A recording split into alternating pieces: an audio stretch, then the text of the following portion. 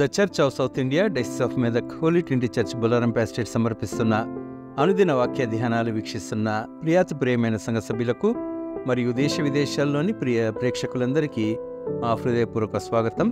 ఈనాటి మన daily Bible డివోషన్స్లో those who know their God will be strong and do great things, తమ దేవుని ఎరుగువారు బలము కలిగి గొప్ప కార్యములు చేసెదరు అనే అంశంపై మన ప్రియ సంఘ సభ్యులు పెద్దలు శ్రీమతి ఎం విజయలక్ష్మి దేవపుత్రానందం గారు మనకు సందేశాన్ని అందిస్తారు. సందేశానికి ఉపోద్ఘాతంగా ఈ గీతాన్ని ముందుగా విందాం.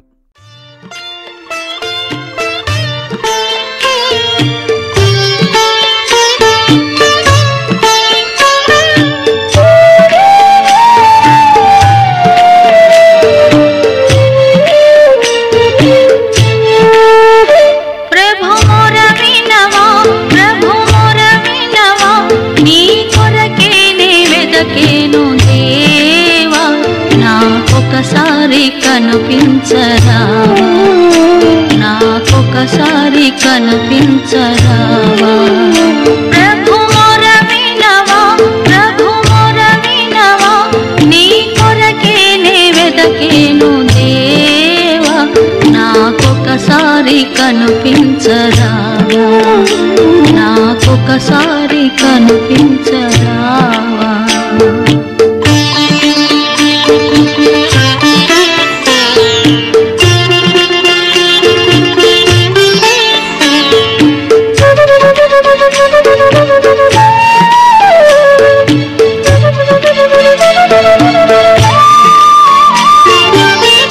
ఎక్కలేని ఎత్తైన కొండ ఎక్కించుము నన్ను పరిశుద్ధ కొండ,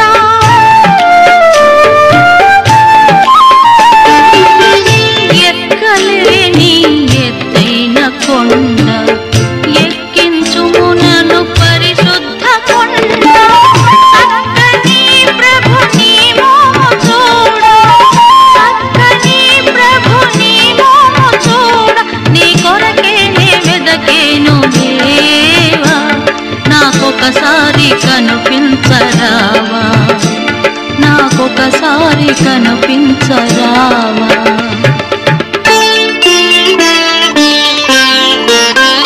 ప్రభు మొర వినవా, ప్రభు మొర వినవా, నీ కొరకే నే వెదకేను దేవా, నాకొకసారి కనిపించరావా, నాకొకసారి కనిపించరావా.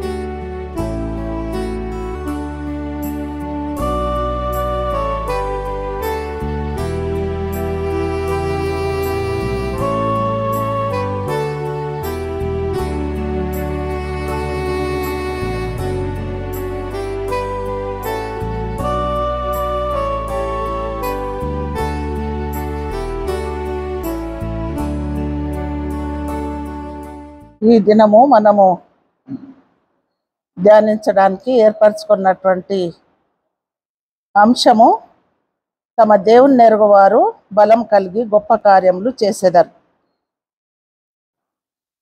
దీనికి అనుగుణంగా యెషయా 65వ అధ్యాయము 9వ వచనము, పర్వతములను స్వాధీనపరచుకొని వారు వారిని పుట్టించెదను, నేను ఏర్పరచుకొనిన వారు దాన్ని స్వతంత్రించుకొందరు, నా సేవకులు అక్కడ నివసించెదరు. ఇది దేవుడు మనకిచ్చినటువంటి వాగ్దానం. పర్వతములను స్వాధీనపరచుకోవడంలో మరి ఇహలోక రీతిగా చూసినట్టయితే పర్వతారోహణ చేసేటువంటి ఇహలోక రీతిగా ఎంతోమంది వ్యక్తులు మరి మౌంట్ ఎవరెస్ట్ను అధిరోహించినట్టుగా చూస్తుంటున్నాం. అటువంటి వారు దాన్ని మరి పర్వతములను అధిరోహించాలంటే ఎంతో సాధన, శిక్షణ, మరి దానిలో ఎంతో రిస్క్ కూడా మనకు కనబడుతుంది. మరి ఆ విధంగా స్వాధీనపరచుకున్నటువంటి వ్యక్తులకు మరి గవర్నమెంట్, సెంట్రల్ గవర్నమెంట్ కానీ మరి స్టేట్ గవర్నమెంట్స్ కానీ ఎన్నో ఇన్సెంటివ్స్ ప్రకటించినట్టుగా చూస్తుంటున్నాం. లక్షల కొలది డబ్బులు, ఇళ్ల స్థలాలు, ఫ్రీ ఎడ్యుకేషన్, జాబ్స్, ఈ విధంగా ఎన్నో ఇన్సెంటివ్స్ వాళ్ళు పొందుకున్నట్టుగా చూస్తుంటున్నాం. మరి పరలోక రీతిగా మనం చూసినట్టయితే దేవుడు మనకిచ్చినటువంటి వాగ్దానము ఏంటంటే పర్వతములను స్వాధీనపరచుకుంటాము, కొనవారిని పుట్టించదను, నేను ఏర్పరచుకున్న వారిని స్వతంత్రించుకుందును, నా సేవకులు అక్కడ నివసించెదరు అని వాగ్దానం చేశారు. మరి మన యొక్క యెహోవా దేవుడు మనల్ని కోరుకోవడము, మన పిల్లలను, మనలను, మరి మన బిడ్డలను, యవన బిడ్డలను కోరుకోవడము ఏంటంటే పర్వతములను స్వాధీనపరచుకోవాలి. అటువంటి వారు నాకు కావాలని దేవుని యొక్క కోరిక, దేవుని యొక్క ఆశ. అయితే మరి ఆ విధంగా మరి దేవుడు యొక్క పర్వతములనంటే ఎత్తైనటువంటి ప్రాంతాలలో దేవుడు నివాసం ఏర్పరచుకొని అక్కడ ఉంటున్నట్టుగా చూస్తుంటున్నాం. ఎగ్జాంపుల్గా హెబ్రోను, సియోన్ కొండ, యెరూషలేము ప్రాంతాలు దేవుని యొక్క నివాస స్థలం అయి ఉంటున్నవి. మరి అటువంటి ప్రాంతాలలో మరి దేవుడు కోరుకుంటున్నాడు, నాతో కూడా మీరు నివసించాలి, ఆ పర్వత ప్రాంతాలను స్వాధీనపరచుకోవాలి, నాతో సహవాసం చేయాలని దేవుని యొక్క ఆశ, కోరిక. మరి ఆ విధంగా మనము ఉండాలంటే మరి పర్వత ఆరోహణ చేయాలంటే ఏ విధంగా సాధన అవసరమో మరి దేవునితో సహవాసం చేయాలంటే కూడా మనకు అంత సాధన మరి శిక్షణ అవసరమై ఉంటున్నది. ఎలా అంటే ఉదయము వేకోజామున లేచి మనము ప్రార్థన చేయాలి. అది మామూలు ప్రార్థన కాదండి. ఎన్నో గంటల తరబడి మనం ప్రార్థన చేస్తే మన మోకాళ్ళు ఏ విధంగా కాయాలని చెప్తున్నారు. మరి దేవుని కొరకు మంచి పనులు చేయాలి, మరి దేవుని కొరకు కష్టపడాలి. మరి దేవుడు ఆ యొక్క కష్టము, మరి దేవుని కొరకు మనం పడే అటువంటి కష్టము, మరి దాన్ని మనము మరి కష్టంగా భావించరాదు. దేవుని కొరకు మనము శ్రమ పడాల్సిన వాళ్ళమై ఉంటున్నాం. అప్పుడే మనకు మరి దేవునితో సహవాసం ఏర్పడుతుంది. మరి కొండపైన కట్టబడిన పట్టణము మరుగై ఉండదని చెప్పబడుతున్నది. మరి ఒక లైట్ హౌస్ను మనం చూసినట్టయితే సముద్ర ఓడ రేవులో మరి ఒక లైట్ హౌస్ మరి నావికులకు ఏ విధంగా మరి చుక్కానిగా ఉండి మరి నడిపిస్తూ ఉంటుందో, మరి ఆ నావికులు దాన్ని చూసి హార్బర్కు చేరుకుంటారు. మరి అదేవిధంగా ఆ లైట్ ఏ విధంగా వెలిగిస్తుందో మనం కూడా దేవుని యొక్క వెలుగును పొందుకున్న వారమై దేవుని వైపు మరి ఆకర్షింపబడే వారంగా, ఇతరులను ఆకర్షింపబడే వారంగా మనం ఉండాలని దేవుని యొక్క కోరిక. అప్పుడే మనము ఏదైనా మన జీవితంలో సాధించుకోగలము, మన జీవితంలో ఫెయిల్యూర్స్ అని ఉండవు. మరి ఇక్కడ చూసినట్టయితే ఇంకా మనం చూసినట్టయితే దేవుని ఎడల మనము మరి ఏ విధంగా ఉండాలంటే దేవుని ధర్మశాస్త్రాన్ని పాటించాలి, ఆయన విధులను, కట్టడలను, ఆజ్ఞలను అనుసరించి నడుచుకోవాలి. అప్పుడే మనము దేవునితో సహవాసం చేయగలిగినటువంటి వారము, దేవునితో నివాసం చేయగలిగినటువంటి వారము, దేవుని యొక్క సన్నిధిలో మనము జీవించగలము. మరి కీర్తన 1:3 ప్రకారంగా అతడు నీటి కాల్వర యోరను నాటబడినదై ఆకువాడక తన కాలమందు ఫలమిచ్చు చెట్టు వలె ఉండును, అతడు చేయనదంతయు సఫలపరచును. మరి ఈ విధంగా దేవుని యొక్క మరి ఆ నది ఒడ్డున ఏ విధంగా ఆ చెట్టు ఏ విధంగా ఫలిస్తుందో మనం కూడా ఆ విధంగా ఫలించాలి. అప్పుడే మన యొక్క జీవితంలో మనకు దేవుడు అన్ని కూడా మరి బహుమానాలు అనుగ్రహించినట్టుగా చూస్తుంటున్నాం. మరి బైబిల్ ప్రకారంగా చూసినట్టయితే మరి ఈ యొక్క పర్వతాలను అధిరోహించినటువంటి వారి ముగ్గురిని నేను ఎగ్జాంపుల్గా తీసుకున్నాను. ఒకటి మరి కాలేబు జీవితంలో మరి తను యథార్థత కలిగినటువంటి వాడు, దేవుణ్ణి నిండు మనసుతో ఆరాధించినటువంటి వాడు, దేవుణ్ణి నిండు మనసుతో గణపరిచినటువంటి వాడు. మరి యథార్థతతో మరి మోషే అప్పగించినటువంటి పనిని యథార్థంగా చేసి మరి అందరిని కూడా కానాను నడవడానికి సహకరించినటువంటి వాడు. మరి అటువంటి వాడు మరి హెబ్రోను మోషే అతనికి ఆజ్ఞ అంటే అతనికి ప్రామిస్ చేసింది ఏంటంటే నీకు హెబ్రోనును స్వాధీనంగా ఇస్తాను. స్వాస్థ్యంగా ఇస్తానని మోషే ప్రకటించిండు. కానీ అప్పుడు మరి అతను ఇప్పుడు దాన్ని సాధించలేకపోయాడు. కానీ తర్వాత 80 సంవత్సరాల కాలం అతని వయసులో అతడు ఆ యొక్క హెబ్రోన్ను స్వాధీనపరచుకోగలిగాడు. మరి అక్కడ ఉన్నటువంటి అది హెబ్రోన్ అనేది ఎత్తైన కొండ ప్రాంతము, దేవుని యొక్క నివాస స్థలము. మరి ఆ యొక్క నివాస స్థలంలో మరి అనాకీయులు అక్కడ ఆ సమయంలో మరి ఉన్నట్టుగా చూస్తుంటున్నాము. అనాకీయులను జయించి అతడు మరి దాన్ని స్వాధీనపరచుకున్నట్టుగా చూస్తుంటున్నాం. ఎందుకొరకు అతడు మరి దేవుడు సహాయం చేశాడు అతనికి.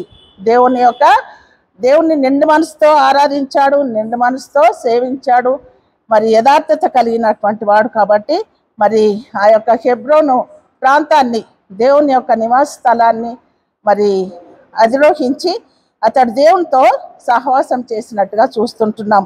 మరి రెండవదిగా చూసినట్టయితే హానోకు తన జీవితంలో 300 సంవత్సరాలు దేవునితో నడిచినట్టుగా చూస్తుంటున్నాం.